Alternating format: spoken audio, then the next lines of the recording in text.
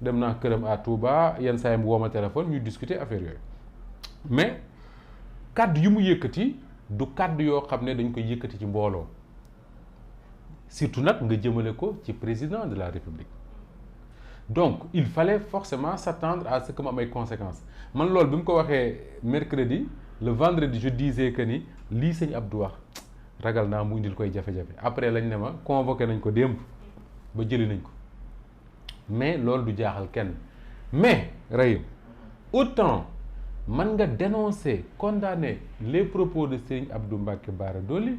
mais après 2 jours wala 3 jours après da ngay am un autre problème buy posé wu Serigne Abdou dafa def ay allusions jëmale ci président de la République ñëpp ne waru ko def parce que non seulement il attaque la vie privée d'un homme bu am famille et tout mais cet homme-là c'est le président de la République du Sénégal mais président de la République du Sénégal boobu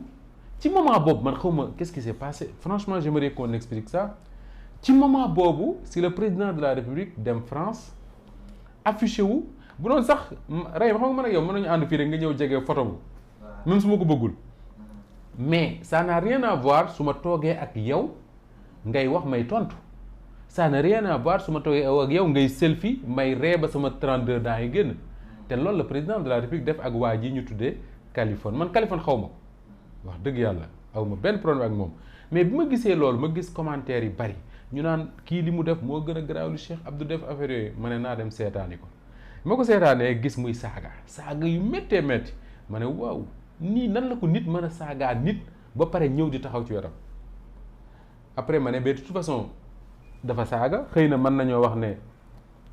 fa mu nekk mënuñu ko poursuivre ndax saaga je ne sais pas nangam ak nangam nekkul Sénégal bu nekkoon Sénégal ñu teg ko ci yoon affaire yooyu may préciser que ni bi ko Assane Diouf dafee dañ koo jëli mais après beneen waaye ne ma naa la envoyé beneen vidéo boo xam di nga gis ne Kaliphone mi li ñuy reproché Cheikh Abdou wax na ko ci lu gën a grave na ma yàlla baal quand j'ai regardé cette vidéo là j'étais choqué wax ji mu wax jëme ko ci président de la République du Sénégal sa vie privée intime lim ay tur non mais c'est extraordinaire kenn mësul gis lu mas lool man mii nga xam ne tekkiwuma dara du ma président wu kenn ku ma ko waxal ma defante kook yow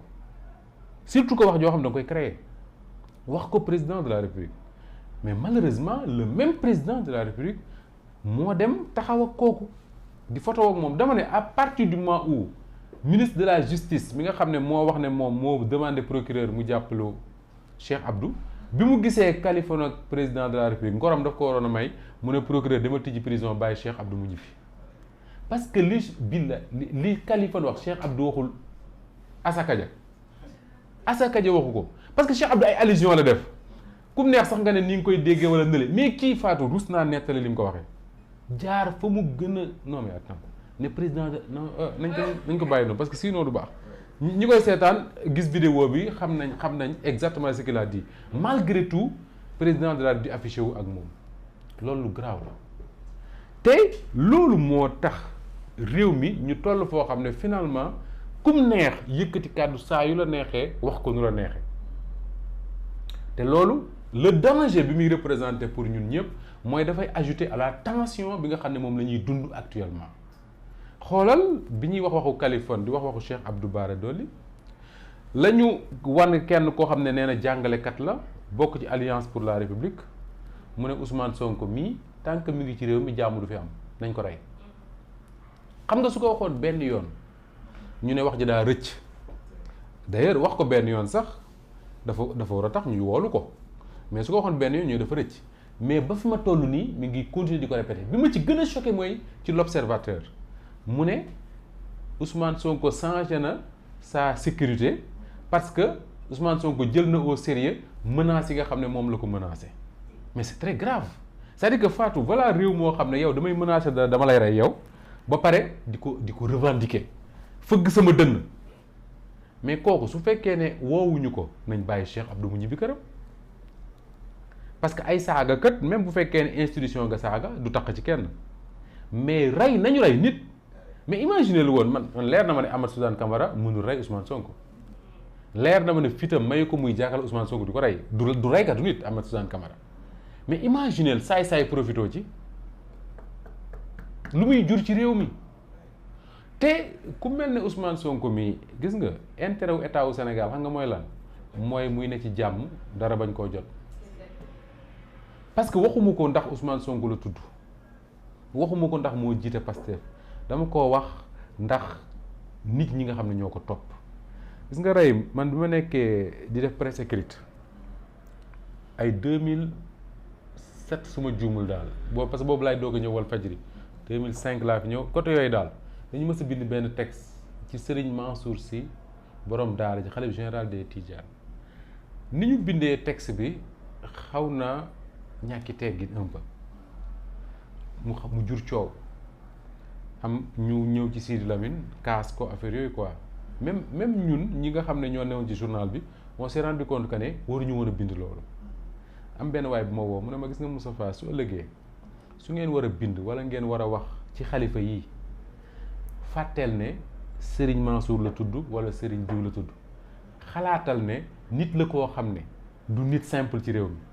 parce que dafay contribuer ci liy équilibrer réew mi parce que ay centaines de milliers de personnes ñoo ko topp yaakaar ko su ne waaw ñu def su ne déet ñu bàyyi kooku soo dee wax ci moom jàppal ne ñooñu ñëpp ngay wax soo ko fragiliser ñooñu ñëpp ngay fragiliser te loolu day indi li ñuy tuddee déséquilibre ci réew mi gis nga wax boobu dama ko retenir ba am na kilifa yoo xam ne muy ci politique ak ci leneen dama naan am na noo war a jëflante ak ñoom ne tekkiwul nag que ni bu jàddee yoon dal seen kaw mais imaginez lii Ahmed Suzanne Camara wax état wu Sénégal ne yàcc na yasar jéemu ci dara imaginez yàlla nañu ci yàlla musal Ousmane Sonko mii dara dal ko fi lan lay jur ci réew mi est-ce que ñu ngi xalaat loolu est-ce que ñu ngi koy xalaat ci moment boo xam ne procureur de la République mi ngi wax ne day jàkkaarloog taskatu xibaar yi pour wax ak ñoom ci ay rebelles yu ñuy jàpp Dakar man nag bëgg naa procureur bu dee def conférence de presse mu wax ba xam rebelle mbubu mu ñuy sol la wala ab teint la wala ab xeet booy bokk la wala aw sant la wala région booy dëkk la je sais pas c'est-à-dire que man je veux bien comprendre c'est-à-dire que jàppee nit Grand Yoff wala Grand Mbao xaw ma fan ne rebelle la am na foo ko war a teg te j'espère que procureur dina wax ne fii la ko teg sinon su fekkee ne da ngaa sant nenn ni jóge ci benn région bu Sénégal ñëw Dakar bëgg a bokk ci manifestation ñu jàppale ne rebelle nga léegi su fekkee ne man damaa jóge Bawol wala ma jóge Saalum sant nenn ni ñëw Dakar ñu jàpp ma duñ ma considérer comme rebelle j'aimerais bien vraiment bëgguma avancer wu ci loolu mais j'aimerais bien que le procureur su dee def conférence de presse am mu expliquer lan mooy rebelle en fait c'est important lan mooy rebelle parce que ñun li ñu masoon a jàpp mooy ñi tuddee ay rebelle mooy ñi nga xam dañoo tànn jël ay armes ne ci àll bi di xeex un état ne dañuy jël seen indépendance te ñooñu am na ci ñu état bi xam identifier leen yenn saa yi sax ñu woo leen waxtaan ak ñoom yaa ngi dégg mais ki nga xam ne moom nee nañ te et puis Fatou nee nañ mat nañ 30 personnes fees na am Ndiaga Ndiaye ñu ne jóge nañu xaw ma fan lañ jóge parce que ba léegi man dama dégg ñu naan jóge nañ fi mais xaw ma fu ñu jóge sincèrement xaw ma ko romb lépp luy alkaate gendarme ak lépp ñëw ba Dakar ñu jàpp xëy na dañ leen doon surveiller pour ñu xaar bañ agsi ñu jàpp leen mais en tout cas ça me rappelle bi ministre de la justice ministre de l'intérieur ak ministre des affaires étrangères taxawee àdduna bépp di leen dégg ñu neen xale yi doon manifester fii ci mbedd mi di toj ay Auchan ak di nangam ak nangam ay force occulte la ba léegi Fatou waxaguñ la kii mooy force occulte ba est-ce que ba léegi gis nga fi ñu jàpp benn doomu aadama ne kii kanam gii ngeen gis nii kanam gu ñaaw gi mooy force occulte ba léegi gisagoo ko tey bàyyi nañ force occulte ñu ne rebelle heureusement procureur neen dina def conférence de presse xëy na moom mi nga xam ne moo yor dossier di enquête xëy na dina wax ne ñii kat sama ay service dañ leen a jàpp ay présumé nangam lañ parce que fii ak fii lañ ko teg mais bu fekkee rek dañ koo teg ci région sangam lañ jugee yàlla rek a xam et puis beneen bi mooy réew mii ñu nekk ak tension bi fi nekk nii nañu bàyyi waxu rebelle nañu bàyyi loolu Sénégal demoon na ba dépassé loolu Sénégal am na ay temps wu Abdou Diouf la crise casamançaise était au centre du discours politique ñëpp dañ ci doon wax bañ naan y a des intérêts politiques nangam ak nangam Ablaye Wade ñëw def ci li mu ci def Macky Sall ñëw def ci lim ci def yàlla suturaal ko ba mu jiitee Sénégal ba léegi dal gi Casamance dal gëj na koo dal mais ñu jékki-jékki rek discours politique bi rebelle dugg ci ñu commencé rebelle mais lu xew qu'est-ce qui se passe dans ce pays. ñoom mais bien sûr c'est les gars de la majorité ñoom ñooy wax rebelle mel ni rebelle moom mais dañu jàpp doomu Sénégal boo xam dafa ne ci lu jubul doomu Sénégal bu ñu jàpp la rek ak fu ñu ko mënti jàppee mais moi en tout cas je sais pas mais man ça me fait peur quoi franchement rebelle alors